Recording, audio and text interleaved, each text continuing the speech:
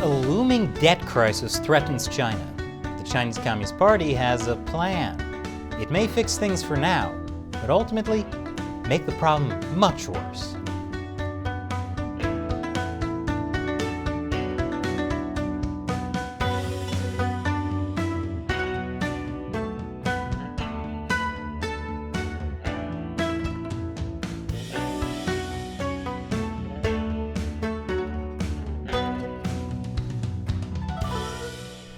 Welcome to China Uncensored, I'm Chris Chappell.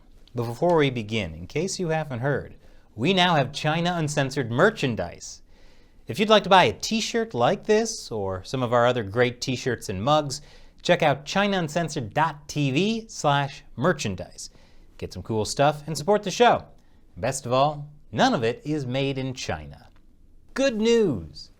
We may get to see a lot more giant statues popping up around China. There's a reason you sometimes see bizarre giant statues like these in Chinese cities. It's a great way to artificially boost the local economy. And the Chinese economy is in need of some boosting. China's economy is getting walloped by crises in energy, shipping, and real estate. The real estate crisis has to do with the slow-motion collapse of one of China's biggest real estate companies, Evergrande. The Hong Kong-listed giant has become one of the most indebted companies in the world, with more than $300 billion worth of liabilities. And it's struggling to pay it back, sparking fears of a default that could send tremors through China's economy. Property construction makes up about a quarter of the entire Chinese economy. The Chinese Communist Party cannot afford to let that go. It needs to boost the country's GDP, no matter how artificially. Fortunately, China's economy is state-planned. And yes, the Communist Party has a plan to deal with this crisis: have local governments take on more debt in the form of special bonds. In other words, they're planning to kick the can down the road, so local government debt will be the next big bubble to burst. I'll show you how after the break. Welcome back. Last week, China's State Council met to come up with a plan to deal with the nationwide economic slowdown. The solution?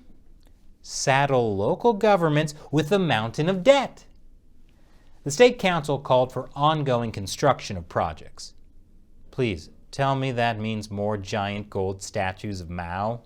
After all, nothing says communism like a giant gold statue. But with the economy going down the toilet, how do you pay for these construction projects? The State Council says with special bonds.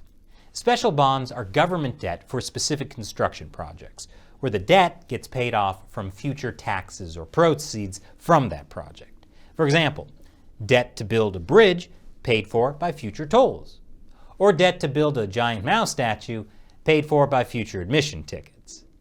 And as you can see, local governments have been ramping up special bond sales. And next year, it'll be even more. This year, local governments budgeted about $570 billion for special bonds.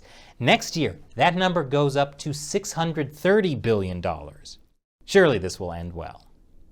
This is essentially how the Communist Party has dealt with its previous debt bubbles, funneling the debt into a new form of debt. But that's just the beginning. Major Chinese cities are making it easier for property developers to get loans. More after the break. Welcome back. So Evergrande, a major Chinese real estate developer, may default on some of its loans. So it's probably a good idea to make it easier for Chinese real estate developers to get loans. That's what the city of Chengdu is doing. Chengdu is the capital of Sichuan province. It has 21 million people. It's going to accelerate approval for home sales and property loans, as well as ease restrictions on using proceeds from pre-sales. Basically, to make it easier for other developers to do what Evergrande did. Because what China's real estate market really needs right now is more debt and fewer regulations. Many Chinese cities are also easing rules on land bidding. You see, local governments don't get a lot of support from the central government, and they can't levy their own income taxes, so they have to do some pretty crazy things to raise money sometimes. And land sales are a major source of income for them. This in turn helps Chinese real estate developers who can build stuff on the land and then sell it. Well, isn't a state-run economy just a neat little package? And now it's time for me to answer a question from a member of the Chine Uncensored 50 Cent Army, a viewer who supports our channel on the crowdfunding websites Patreon and Locals. W. Leclerc asks on Patreon, on the subject of Taiwan, what do you think are the winning conditions for a Chinese invasion of Taiwan? And do you think the CCP believe they can achieve these conditions? Well, I think the biggest thing that would make a Chinese invasion of Taiwan possible is if for some reason other countries, particularly the US, doesn't come to Taiwan's aid.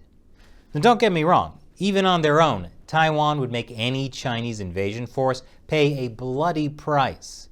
But without international support, the CCP could blockade Taiwan.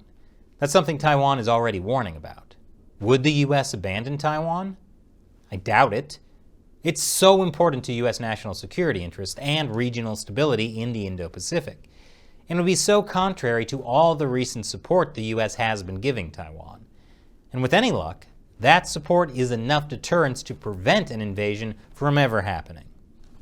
Thanks for your question and your support, W. Leclerc. And thank you to everyone who supports Chine Uncensored on Patreon or Locals. It's not easy to expose the Chinese Communist Party, and we could not do it without your support. So help support the show by contributing on Patreon or Locals. You'll get some cool perks, including having me answer your question on the show. Or you could get some of our new merchandise over at ChineUncensored.tv/merchandise. Links to everything are in the description below. Once again, I'm Chris Chappell. See you next time.